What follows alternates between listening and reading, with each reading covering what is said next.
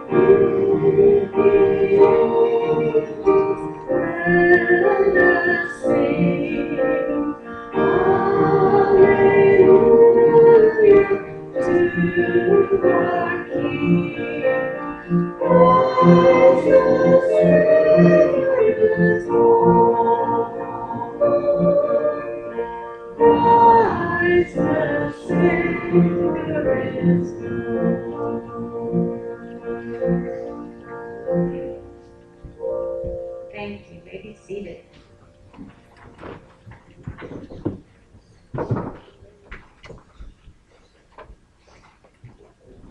First of all, we are so thrilled you're here tonight.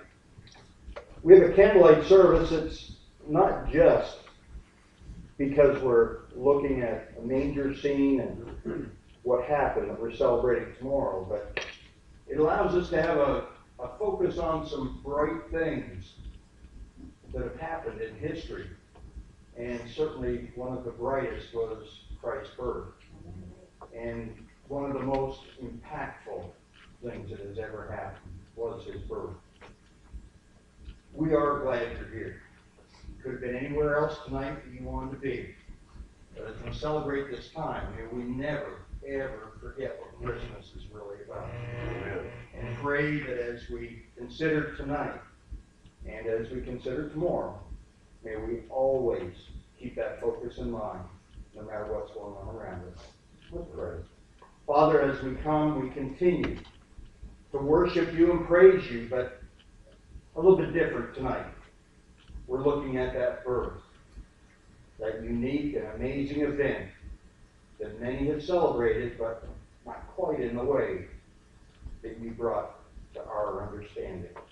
Father, we pray you be with each person tonight, that perhaps for the first time or just reignited, they would see that spark of life that came from you and through you. That together, for the days we have remaining on this earth, in this place, we'd worship you, honor you, and glorify you, and all of it being in Jesus' name. Amen. Amen. Candlelight service isn't supposed to be a real long, drawn-out thing, but we make it as long as it needs to be.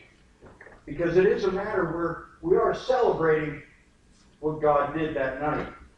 And you know, there's so many things. If we could spend all night and look at all the things this one event, God showed His presence and power. You know, first and foremost, we have all kinds of battles, but a child is truly a gift from God. This child was a gift to us, but even more so a gift to Mary. But in that same event, He showed that He was able to do all things, to give us the encouragement as we step forward into all the things that we go into in our lives. If He can do this, He can do whatever we need. But as we also look at the fact He could have been born in the most lavish of palaces, but instead it was in a manger. When we understand that, when it talks in Proverbs and Luke and all other places within Scripture, they're all combined. And in Proverbs it says, the highway of the upright is to depart from evil. He who keeps his way preserves his soul. Pride goes before destruction, and haughty spirit before a fall. Better be of a humble spirit with the lowly than to divide the spoil with the crowd. He who heeds the word wisely will find good, and whoever trusts in the Lord, happy is he. The manger was another reason for us to study it. And so when we come to a night like this where we're focused on that event, but also the place that it happened, He wants us to realize we come from where we are. The shepherds, the wise men, we come as we are. They didn't spend a lot of time gussying up before they came. They just got there as quick as they could get there. But they also, by coming here to that place, they did it with humility. And they saw humble surroundings that Jesus was born in. That we might understand that if we could keep that same humility and humbleness, God will exalt all that we would want to do, to be, the things around us, the people and places. He will take and use it. So while we look at a manger scene, it's to help us remember we've got to stay humble. Because Jesus stayed humble all the way. He could have been filled with pride, but He didn't. But then understanding as we see what He's done, understanding that God resists those that are proud, that He had Jesus be humble, had Him be just in lowly surroundings, that we would be able to see Him and in Him see us. It's a short story, but it has huge ramifications for us. It means a lot. When we come to church, we need to come humbly. We need to come with expectation of seeing God move. When we wake up in the morning, we need to realize that none of us, I don't think, are sleeping on straw mattresses. We've been given better. We've got a home over our heads and around us. We don't have a lot of animals other than our pets in our room with us. See, this is a time to celebrate because He did something amazing that day. He proved every word of Scripture by having that baby born, by having Jesus born, and in such a fashion that we might live in the same manner, taking steps forward and growing just as He did. We're going to come to this time where we're going to light the candles you got, because it is a time of remembrance also. A time for us to remember what He has done for us, individually and corporately, but also a time for us to come up and light a candle, or two, or three, or whatever, to remember people that have been instrumental in our lives that maybe aren't with us any longer. people who have touched us in one way or another, that we could have that memory stirred back up. But then also, as we light candles, remembering that because of him, our lives were never the same. Our lives changed. Instead of being forced to do something, we're being asked to do something. Jesus paid an amazing price, and God performed some amazing miracles. If the men would come, that we can start the candles being lit. And then as each would carefully come up and light a candle or two, or however many you feel lit the light, for someone that you need to remember or want to remember. And then when you're done, blow your candle out and just hang on to it for a moment and come back to your seat.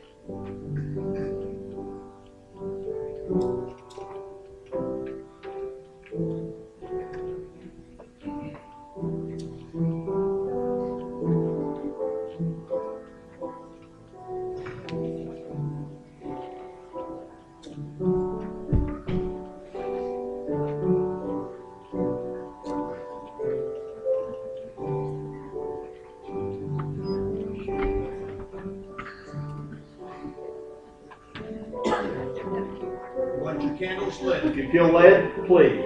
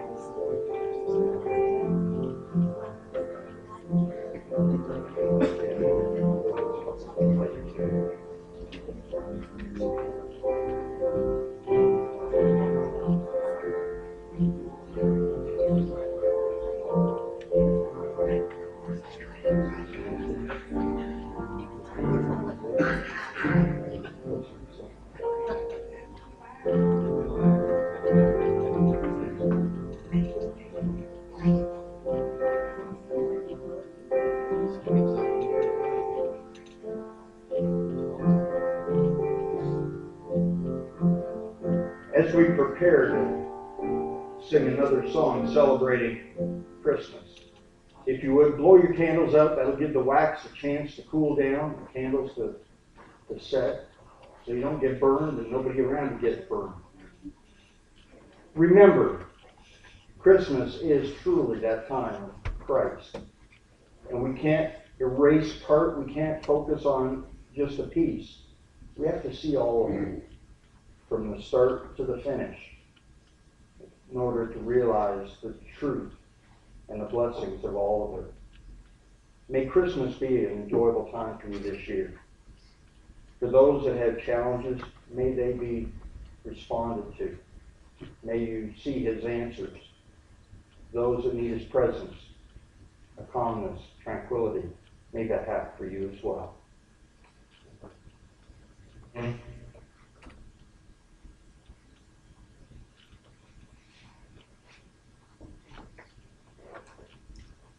Join me, What Child Is This? Page 118, and we'll do all three verses.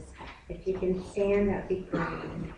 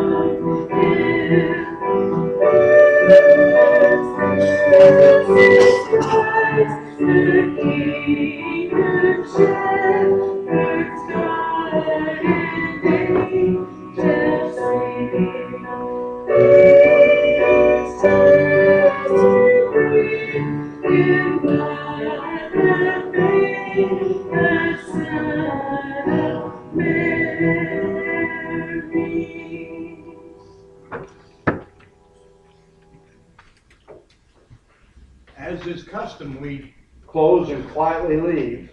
But I'd encourage you tonight to come and walk past, look at the manger scene as you go to leave, and realize the depth of love that has been shown to us and how much it truly means in our lives. That maybe tomorrow will be different, and the day after that even more different. May God's peace be with you. May He grant you the abundance that you need and those things that you haven't even asked for. May His Spirit be with you as you come tonight and as you go back home. God bless.